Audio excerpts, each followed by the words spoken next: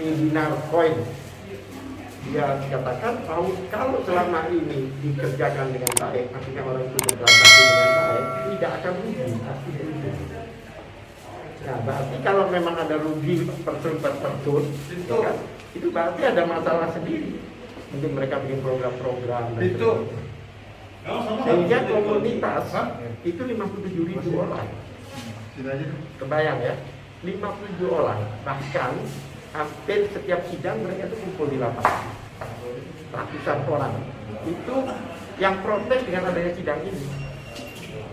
Yang mendukung terdakwa khususnya Suryani sama Ayi Abdurrahman Yusuf. Ya protes. Nah sekarang bagaimana orang mengklaim bahwa ini adalah investasi bodong? Kalau investasi bodong itu semua dirugikan. Nah ini 99 ke atas. Dari bayangkan 97 orang itu yang melapor 3 orang. Apakah itu sudah mewakili? Jadi maksudnya. Ini 3 orang pelakunya. Dan yang lain-lain sebagai saksi ini seharusnya kami tolak. Karena bukan saksi dari perbuatan orang yang melapor. Ini kan saksi yang dibawa pelapor. Seharusnya saksi itu adalah menjelaskan perbuatan pelapor. Apa yang dilihat, apa yang didengar, apa yang dirasakan. Tapi tidak, dia cerita masing-masing tentang dirinya sendiri-sendiri. Kalau memang cerita sendiri-sendiri, berarti kan korban. Kalau memang dirugikan loh ya. Tapi tadi dia bilang saya nggak dirugikan. Gitu loh. Dan dia bingung juga, bahwa saya juga bingung kenapa saya dipanggil polisi gitu, untuk bersaksi. Ya kan? Yang mana nama orang ini tidak ada di dalam laporan. Tidak ada di dalam laporan yang dibawa oleh ini kan masalahnya kan penipuan perorangan. Kalau menurut mereka, kalau itu seandainya penipuan. Ya kan? Kalau penipuan perorangan ini bukannya korupsi, bukannya human trafficking atau apa saja lagi itu narkoba. Ini ada orang melapor merasa dirugikan. Banyak kami juga mempertanyakan kenapa aset begitu besarnya disita yang melebihi dari kerugian itu. Ya namanya laporan perorangan itu kerugiannya kan terbatas. Tapi kalau sebagian nasabah itu yang saya tahu kan mereka mengakui bahwa sejak Oktober tidak bisa. Nah, ya bayangkan ya, itu sejak Oktober, Desember, kan itu kan 2020 kan. Kenapa menghadirkan saksi yang tahun 2017? Kan nggak nyambung. Kalau memang kejadiannya berapa bulan itu, hadirkanlah saksi yang mengetahui peristiwa 3 bulan itu. Tapi ini kalau menurut keterangan terdakwa apa yang terjadi saat itu? Terdakwa merasa katanya, loh begini, ini kan ada sejarahnya. Jangan lupa ya, edisi cash awal ini ya, edisi cash maupun Edinar Coin itu tidak ada aturannya, belum ada aturannya di Indonesia. Jadi ini legal, kan banyak, ya kan? Ada Indodax, ada ini, itu ya kan? Itu tidak ada aturannya. Nah orang yang kemarin melapor itu dikatakan bahwa dia dirugikan 27 miliar. Padahal pada waktu hakim minta jaksa membuktikan angka dulu, tidak bisa dibuktikan sampai akhir kemarin itu. Ya kan? Menurut dia 27 miliar. Dia bilang saya telah masukkan uang saya sendiri 15 miliar, dia bilang. Uang sendiri dari mana? Ya dari bermain koin ini, bukan uang sendiri dong. Itu hasil dari koin itu. Ya kan? Kemudian ada orang yang dibawa sama pelapor itu juga 13 miliar dibawa. Jadi sebenarnya orang ini namanya Haji Nana ini menyetor ke pelapor itu 13 miliar. Katanya disetorkan ke Suryani. Itu maksud saya. Nah, kalau dia bilang bahwa yang setorkan 15 miliar uangnya dia sendiri dan 13 miliar, itu udah 28 miliar. Berarti secara dakwaan udah balance. Mau ngejar apa lagi? Apa mau direvisi dakwaannya menjadi 100 atau 300 miliar? Dari pelapor pertama itu sudah lunas istilahnya. Maksudnya dalam pemeriksaannya itu sudah klop. Kenapa harus mereka ini ada yang setor lagi, ada yang nggak bisa dong. Batasnya yang didakwakan itu sudah klop dengan kesaksian pelapor bahwa dia dirugikan seangka segitu. Jadi untuk apa menghadirkan saksi-saksi lain? Kong sudah selesai. Kalau saksi lain ditanya, kamu berapa dirugikan kamu? Ya, lo dakwanya itu sudah dengan satu pelapor aja sudah lunas. Yang menarik kemarin itu waktu hakim minta ahli, yang dihadirkan itu ternyata depannya dia asli. Sedangkan belakangnya fotokopi. Padahal hakim minta ahli. Oleh sebab itu bahwa tidak ada bukti di dalam pidana. Karena pidana itu harus ahli. Kan darahnya dari disita kan, yang disita itu ditunjukkan di sini. Sebenarnya tidak perlu dokumen setebal itu kalau laporan dari PPATK itu dihadirkan di persidangan. Tidak dihadirkan. Padahal ada pernah ditunjukkan pada kami. Sebenarnya tidak perlu lama sidang ini kalau makanya berkali-kali kami minta bahwa penyidik dihadirkan. Contohnya di dalam berkas itu ada daftar sitaan. Kita tanya mana ini sitaan? Masih di Barreskrim. Loh, lah kok P21? P21 itu kan nanti sudah lengkap. Nah kalau di dalam berkas ada, barangnya tidak ada, bagaimana dikatakan lengkap? Namanya P21 tahap 2 itu selain menyerahkan orangnya dengan menyerahkan semua dokumen. Barang bukti. Nah kalau masih ada, mana ahli dari BPA? Masih ada di sana. Pertanyaan kami, apakah due process of law ini dilaksanakan? Ini banyak pelanggaran KUHAP ini. Menurut saya. Ya kan? Coba bayangkan itu. Kalau saya hitung di PU yang ada itu 12 orang, bayang nggak? Yang baik yang duduk maupun yang duduk di situ. Tapi tadi soal yang apa program-program dari ini kayak tadi ada yang umroh, ada yang loh, nah itulah gara-gara. Jadi komunitas-komunitas ini bikin program-program sendiri-sendiri perorangan. Nah disitulah mereka, karena mereka tidak bisa mengembalikan uang-uang itu, dicarikanlah kambing hitam. Dibalikinlah orang yang punya aplikasi. Aplikasi itu kan sistem. Kalau sudah terjadi aplikasi sekian tahun mereka bertransaksi dan ribuan orang mengatakan tidak dirugikan, kenapa dipaksakan dia harus bersalah? Itu inisiasi program-program itu dari mana Pak? Maksudnya apa? Maksudnya terdakwa memberitahu bahwa ini memungkinkan untuk membuat. Oh enggak, kalau enggak terdakwa itu memang beliau ini pernah ikut program e-coin ya, e-dinar. E-dinar dengan internasional bertransaksinya. Dibawalah ke Indonesia, dia bermain dengan komunitas ini. Di dalam komunitas ini tidak ada kesalahan. Jadi ceritanya yang ke depan itu kan ada perubahan dari e-dinar menjadi edisi cash, gitu. BPCindo. Ya, BPCindo. Itu ada perubahan-perubahan. Dan tiap perubahan-perubahan itu memang sistem agak terganggu, tapi bukan stuck loh ya, satu. Nah pada saat terganggu, maka mempunyai istri dan Madam Suryani itu mempunyai inisiatif membantu orang-orang dengan oke, siapa yang sementara ini belum bisa membeli koin, ini beli koin bukan setor, kami tampung sampai mau beli bisa dari saya. Bahkan dia membantu gitu. Nah, tapi dia ada kendala, nggak bisa besar karena apa? Dia menggunakan satu bank dan bank itu mempunyai batas. Coba kalau bank itu diambil satu hari 3 miliar, 5 miliar, ras itu bank, bangkrut itu bank. Jadi banyak keterbatasan gitu. Apalagi yang saya pegang ini kan Bu Suryani ya, sebagai istrinya. Itu makanya disebut exchanger. Exchanger itu orang yang menukarin. Nah ini nggak akan setor, bukan setor. Jual beli koin. Oke, sementara bahkan kan itu adanya leader-leader kan di bawahnya itu. Leader-leader. Nah leader-leader itu disuruh jual koin ke dia, bayangkan. Mari, kalau memang nggak bisa jual ke saya. Supaya bisa menyelesaikan di bawah. Sementara faktanya setelah lewat Januari itu udah jalan normal. Bahkan BPCindo, bahkan marketnya jadi terbuka, bisa ke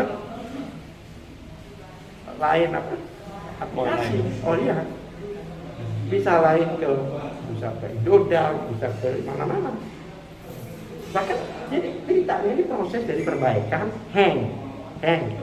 Lah, orang-orang yang sudah terlanjur seperti bikin arisan dan sebagainya, gila ya, ada arisan mobil, arisan ini dan sebagainya. Nah itu mereka tidak bisa mengatasi bawahannya, sehingga mereka tidak sabar, bikinlah beberapa orang melapor. Faktanya 99% tidak melapor. Kalau Mas tahu di lapangan juga Pak lihat, itu perwakilan ratusan orang itu. Dan orang-orang baik mereka itu. Kalau yang seperti arisan, terus ada tabungan motor murah, mobil Nah, itu murah, memang kalau bagian- edisi cash itu normal jalannya, itu bisa tercover.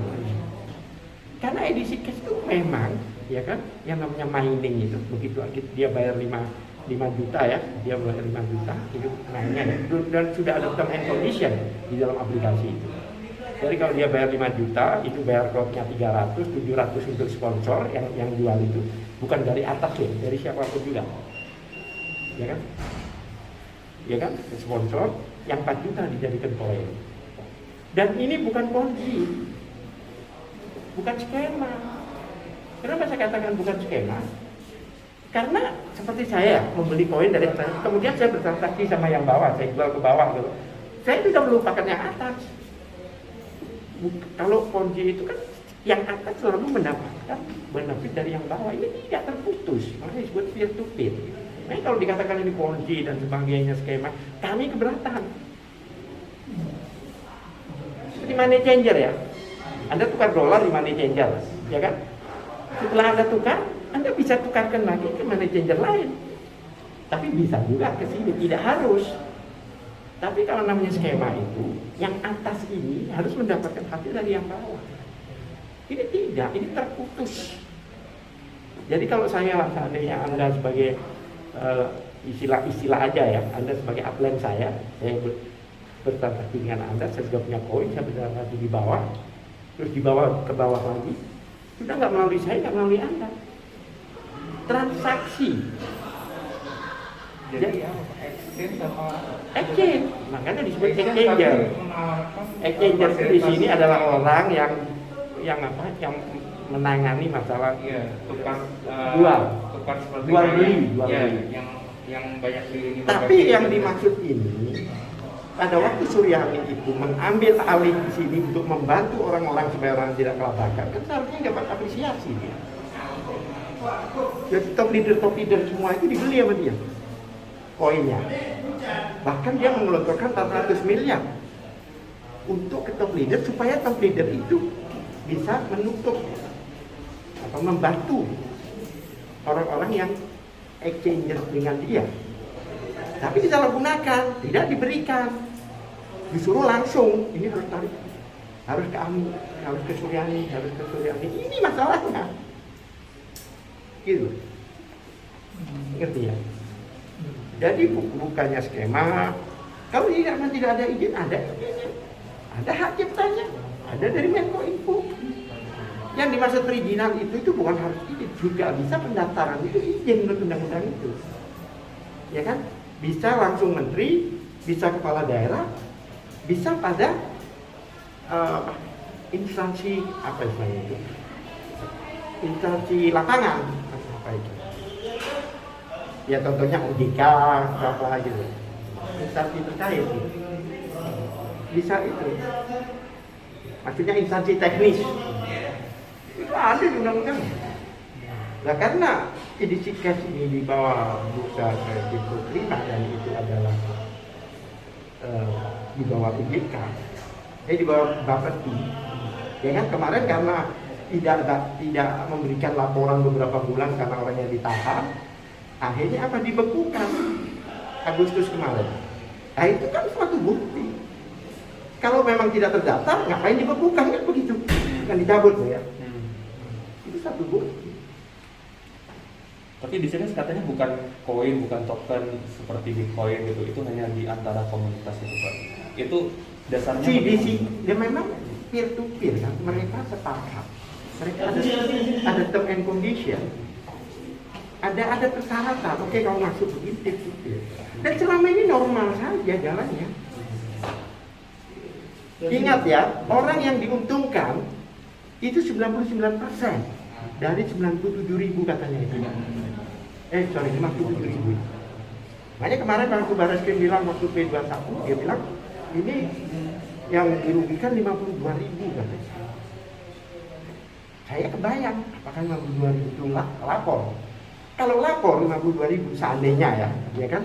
Kalau satu BAP dari pelapor itu 2 cm, 5 km mas.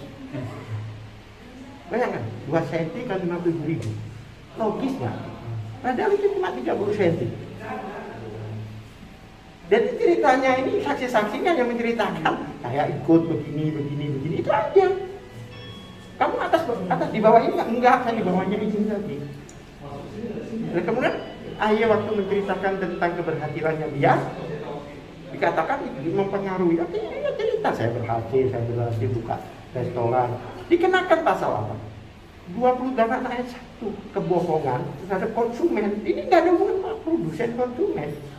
1, ya kan? Tapi pasal 28 ayat 1 itu penyebarannya. Dia bukan menyebarkan. Bukan dia yang melek, bukan dia yang menyebarkan. Nggak bisa kan? Kalau penipuan siapa yang ditipu? Kalau tidak ada izin, ada. Kalau ponzi, bukan ponzi, terputus. Saya dengan, anggap aja dompet saya nomor 50, nggak kenal saya. Tidak ada uang mereka masuk ke saya, nggak ada. Pak, terus penjelasan soal kayak ini kan aset digital, tapi ada yang digunakan untuk tabungan motor. Itu antara member-member itu mengadakan acara itu. Member bukan yang dilaporkan ini. Saya penasarannya tiap member itu karena begini, memang di dalam sistem kerjanya Easy Cash ini, memang jika orang itu sudah menjadi anggota, ya kan, dia mendapatkan 0,5% per harinya. Jadi nggak? Ya dari dia masuk itu, ya dari mining, istilahnya mining, dari wallet mining. 0,5 jadi kalau 1 bulan 15%. Ya kan? Dari mana ya? Dari karena begini. Kalau orang membeli koin, ya kan? Itu membeli itu harganya per koin 20.000. Ngerti nggak? Iya. Menjual bukan di atasnya, di bawahnya 15.000. Ngerti? Kalau beli 20.000, menjual 15.000, kan ada sisa 5.000. 5.000 itu kalau dipersepsikan kan 25%. Jadi kalau dikeluarkan per bulan 15% itu nggak rugi karena penjualannya. Kan orang jual itu biasanya kan lebih tinggi, hari ini lebih rendah. Ya kan? Kalau jarak 5% ini kalau dihubungkan dengan 20% itu kan 25%. Nah, dari situlah mungkin ya permainannya itu seperti itu. Jadi yang penting satu, mayoritas protes dengan adanya persidangan. Karena apa? Sejak ada orang yang bertanggung jawab pada aplikasi ini ditahan, selama ini mereka masih bisa berkomunikasi, maksudnya bertransaksi. Tapi sejak ditahan berhenti. Nah inilah yang membuat mereka protes. Makanya mereka sekarang berusaha keras agar aplikasi ini dihidupkan.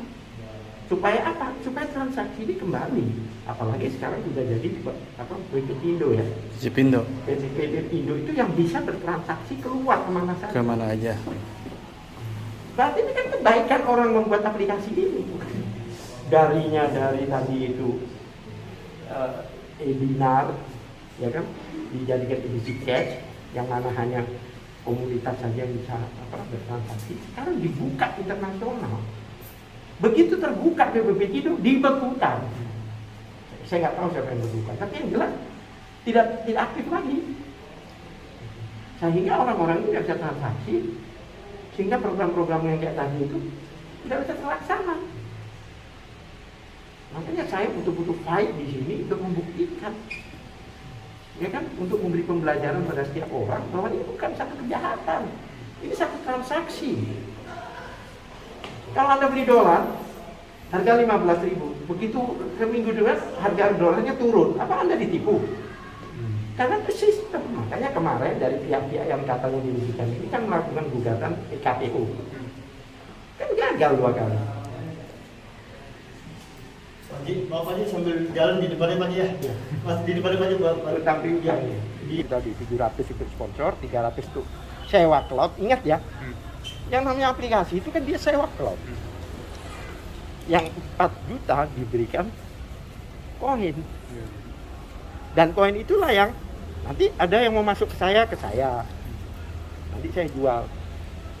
Oke, saya mau jual ke yang saya beli tadi, nggak masalah, tapi tidak harus.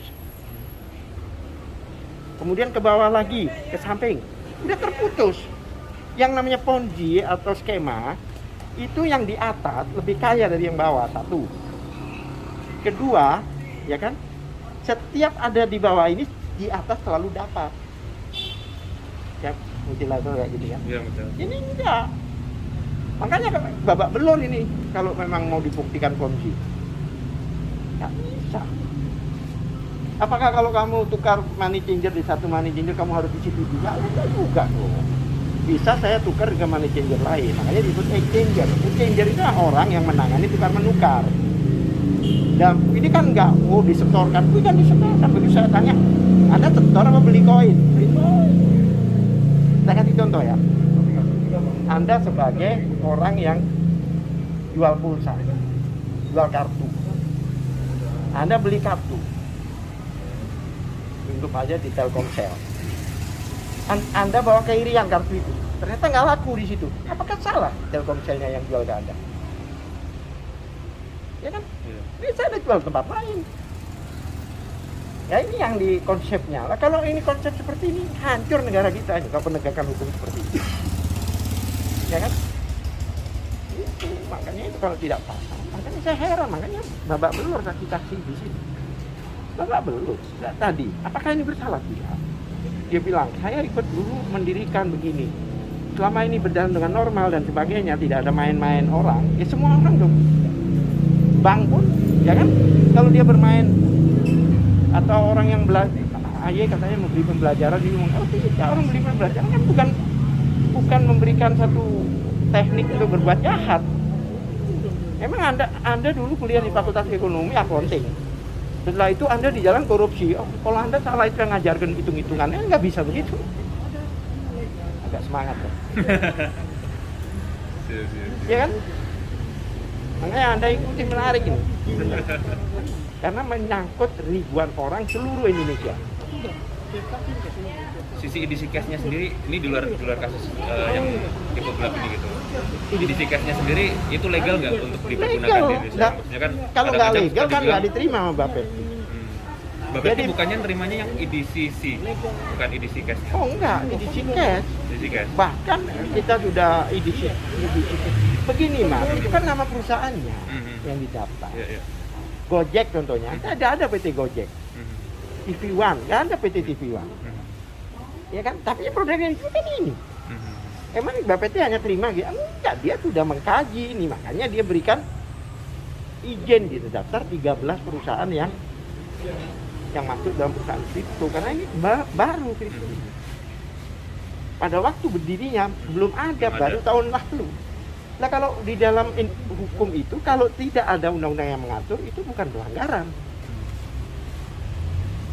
Ini kayak fakultas hukum aja. Karena aturannya belum ada gitu. Belum ada awalnya kan. Mas, saya agak kecewa kalau ada orang ngomong investasi bodong. Investasi bodong itu semua dirugikan. Contohnya mungkin seperti ya first travel, semuanya nggak berangkat, uangnya nggak, itu bodong. Kalau ini kan enggak. Ini pun dengan adanya terhentinya ini kan terbuktikan. Ya kan? Kalau ini nanti on lagi, itu koin-koin di dalam itu masih ada, nggak hilang. Nah, kebanyakan mitra-mitra yang merasa dirugikan menurut mereka itu karena apa? Mereka punya program berhenti dan tidak bisa menjelaskan bahwa ini sementara. Sudah terlanjur lapor, akibatnya sama pihak penyidik ditarik ke pencucian uang, hanya nggak ke sana. Nggak apa-apa, diambil krunya aja nanti. Ya kan? Ya, ini pencucian uang. Pencucian uang itu apa sih? Sekarang kalau dia bilang di dalam dakwaan kerugiannya 27 miliar, ya sudah buktikan itu. Kalau di luar itu bukan hasil perbuatan pidana. Karena pelapornya bilang bahwa saya kerugiannya ya 27 miliar. Rumahnya disita, mobilnya disita dan sebagainya. Nah ini kan kami begini kan menuntut keadilan. Ya itu tadi, saya utang 10 juta, saya punya rumah disita. Padahal utangnya bukan pada negara, pada perorangan. Ya kan, harus dibuktikan benar nggak itu hasil kejahatan. Ngerti ya? Iya. Sorry ya. Semangat ya. Semangat, Allahu Akbar.